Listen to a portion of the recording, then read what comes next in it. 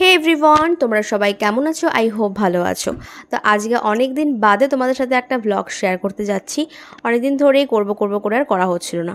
তো আজকে হলো সানডে। তো দেখো, ঘুম থেকে উঠেই কিন্তু আমি আগে বিছানা একটু অ্যারেঞ্জ করে নিলাম।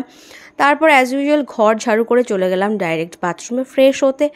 তো এরপর হেলতে দুলতে ফ্রেশ হতে হতে আমার চলে এলো টি টাইম, কারণ এটা ছাড়া আমার দিন শুরুই হয় না। সাথে ছিল একটা কাপ কেক আর দুটো বিস্কিট।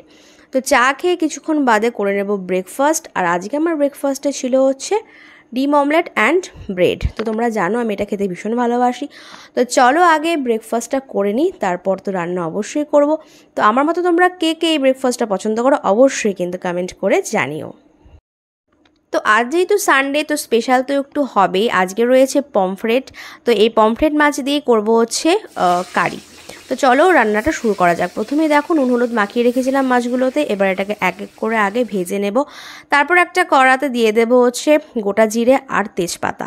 এবারে আমি আগে থেকেই দুটো পেঁয়াজ পেস্ট করে রেখেছিলাম, তো সেটা প্রথমে দিয়ে দিলাম। তারপর এখানে রয়েছে আদা রসুন অ্যান্ড লঙ্কা পেস্ট, সেটাকেও দিয়ে দিলাম। তো ভালো করে এটাকে এবার নাড়াচাড়া করে নেবো যতক্ষণ না এটার কাঁচা গন্ধটা চলে যায়। এছাড়াও রয়েছে একটা কুচো করা টমেটো, তো সেটাকেও দিয়ে দিলাম। তো এগুলোকে ভালোভাবে মিক্স করে নিতে হবে। এরপর দিয়ে দেবো স্বাদ মতো নুন, হলুদ গুঁড়ো, ধনে গুঁড়ো, জিরে গুঁড়ো, লঙ্কা গুঁড়ো এবং সামান্য পরিমাণে চিনি। তো চলো এই সমস্ত উপকরণটাকে ভালোভাবে এবার মিক্স করে নিতে হবে যতক্ষণ না তেল ছেড়ে আসে। তো অনেকক্ষণ কষানোর পর দেখো তেল ছেড়ে এসছে। এবার কিছুটা পরিমাণ গরম জল দিয়ে দিলাম।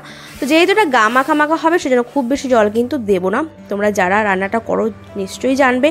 তো এটা কিন্তু বেশি ঝোল ভালো লাগে না, একটুখানি মাখামাখাই হবে। তো এবারে জলটা ফুটে এলে এক এক করে আমি মাছগুলো দিয়ে দেবো আর 5 থেকে 7 মিনিটের জন্য একটু ঢাকা চাপা দিয়ে দেবো, যাতে করে মাছের ভেতরে ফ্লেভারটা ভালোভাবে ঢুকে যায়। তো দেখো প্রায় কিন্তু আমাদের পমফ্রেট কারি একেবারে রেডি।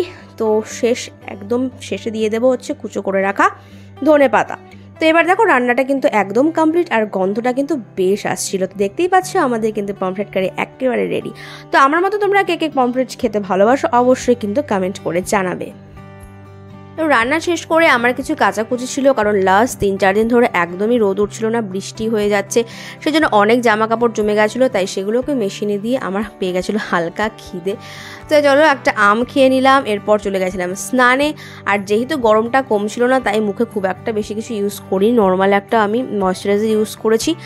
আর দেখতেই পাচ্ছ কাজল পড়ছি, কারণ আমি বাড়িতে কাজল পড়তে ভালোবাসি, তোমরা সবাই জানো। তো এরপর আমি দিয়ে দিয়েছিলাম পুজো, এবং পুজো দিয়ে চলে গেছিলাম ডাইরেক্ট লাঞ্চে। তো চলো এবার লাঞ্চটা করে নেওয়া যাক। আর লাঞ্চে কী কী আছে চলো তোমাদের বলছি। তো প্রথমেই ছিল ঘি আর কাঁকরোল আর কুমড়ো ভাজা, সাথে ছিল ডাল, গাঠি আর আলুর চচ্চড়ি, আর এই যে পমফ্রেট কারি, তো যেটা আমি রান্না করেছিলাম। তো দেখে তোমরা বুঝতেই পারছো কতটা লোভনীয় হয়েছিল, সত্যি ভীষণ ভালো হয়েছিল। আর ঝাল ঝাল, আমি তো ঝাল একটু বেশি পছন্দ করি। তো যাই হোক চলো আগে লাঞ্চটা করে নিই। আর তোমরা কে কে আমার মতো এরকম পমফ্রেট কারি খেতে ভালোবাসো অবশ্যই কিন্তু আমাকে কমেন্ট করে জানিও।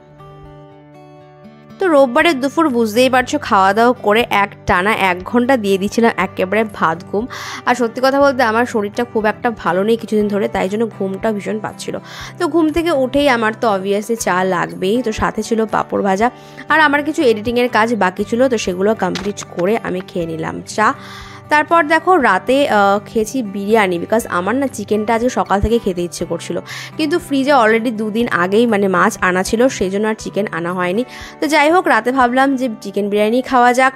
তো চলো আমি বিরিয়ানি এনজয় করি। আর তোমরা অবশ্যই কিন্তু কমেন্টে জানিও যে তোমাদের ভিডিওটা আজকে কেমন লাগলো। আর ভালো লাগলে অবশ্যই কিন্তু লাইক কমেন্ট করতে ভুলো না।